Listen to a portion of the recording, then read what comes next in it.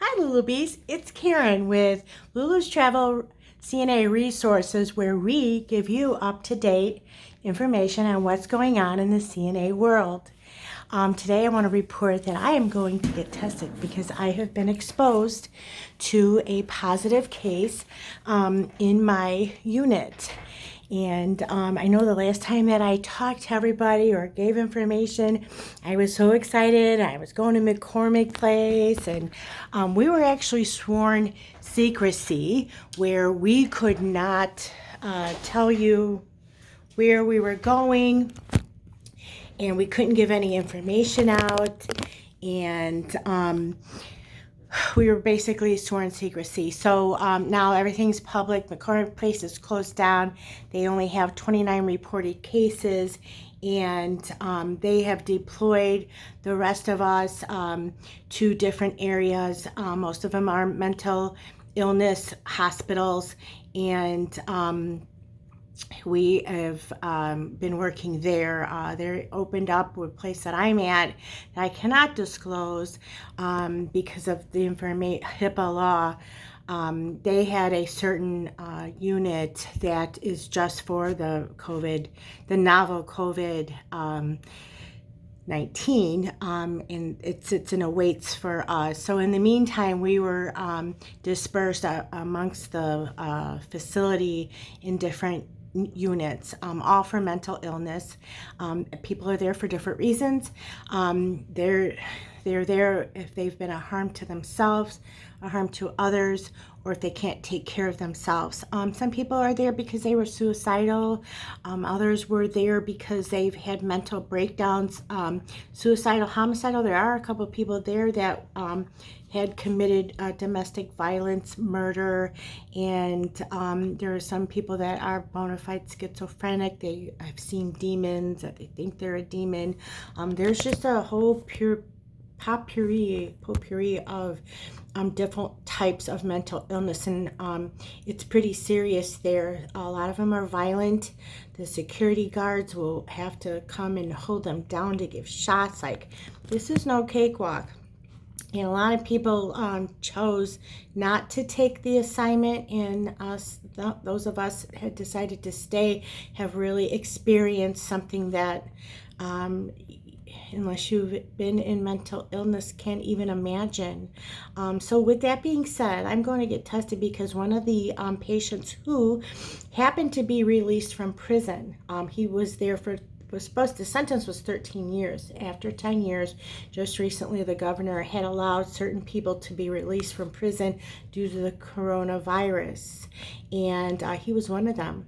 And he got 3 years off his sentence. They let him go. He had shorts and a t-shirt on, and I guess he said he had $30 in his pocket, and he had nowhere to go. So since he, as he said, played the system, he ended up at a hospital, and then they of course bring them to our place, which is typically short term. It's becoming longer term because of the virus, and people aren't as released as quickly as they normally would be, because they don't have anywhere to go, and the shelters are not accepting people at this moment. So there's a lot of variations. In the best case scenario, if you do all the things and you work on your programs, you can be there 2 weeks. And even in that case, people are staying if they don't have anywhere to go. Okay, so he comes from prison.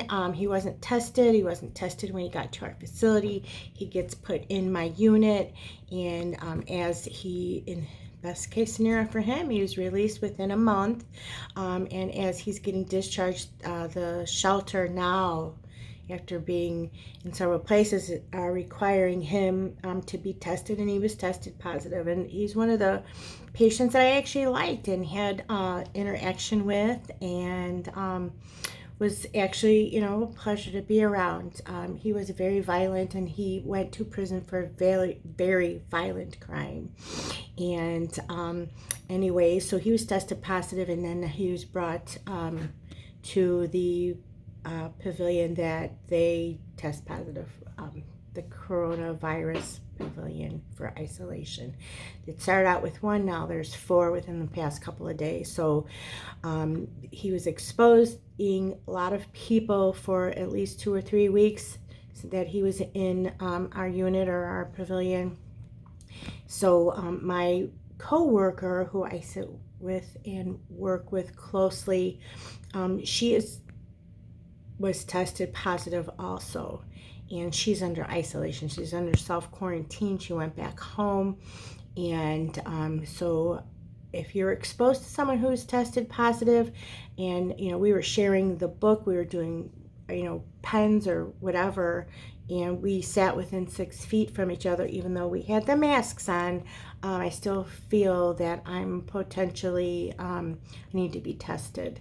And the CDC guidelines states that there's a lot of commotion going on in the facility about what to do and who to isolate, and people that they tested and then not isolating them until the results come back. And it's just really a cluster beep. And I just don't know where to begin. It's just so crazy. I think I'm going to wait till I leave here and my contract's over before I give the grim details. But a lot of people were getting demobbed, or they call it demobilization, because we're being run by a facility or not the facility, but the state of Illinois. It's very militant, and you can't be late. You can't be 2 minutes late for the bus, and you have to be on time, and you have to have a good attitude, and just all the things that you would actually really do in your job. But you can't have a guest in your hotel, and just all kinds of stuff. And almost every week somebody's getting sent home. So you really have to appreciate the money that you're making, and but in the meantime, even though that all this stuff is going on in the news and you're watching it, they really don't know what they're doing at these facilities. One of the charge nurses, even though this is not their first time at the rodeo, because like I said, they had tested positive just a matter of a couple months ago. She said, "Oh, we're just flying by the seat of our pants." And I thought, well, how could you make that statement? We're here because of the virus. I'm thinking to myself, I didn't say anything, because you can't say anything. The moment you start saying things or whatever, you don't want to cause a commotion. You will get sent home, and you can't change a system that has been broken for years and years. And the system has not been working. But for the people that work there, they have learned to accept it. I only have another week there, so I'm not going to try to change something that I know I can't. A lot of the patients are giving the choice, do you want to test? And of course, they say, no, we don't want to test, but they were in a room with someone who's positive. So the nurses are allowing them to refuse, and some of them are, so they're just writing refuse on their file. So, even though they were sleeping in a room with someone who's now tested positive, they are not required or mandated to test. So that's crazy. I don't think this pandemic is anywhere near over. I think we're just now reaching the peak. I actually hope I'm not positive, because I want to go back out on the forefront in the lines to see what's going on. I've had the opportunity not only to go on my unit, but I was asked to go in the front and start the screening to take over, because the people who were doing it, the doctors and the nurses, they're busy, and they didn't really want to be bothered with taking the temperature and asking the screening questions, but I did. I love it. I've been doing that for a few days, and I'm sad that I'm not there today, but I just think that my health is more important, and I want to get tested, and I'm going to see how much I can videotape and see what happens. I should have the results in about an hour. Wish me luck. Bye, Lullabies. Like and subscribe.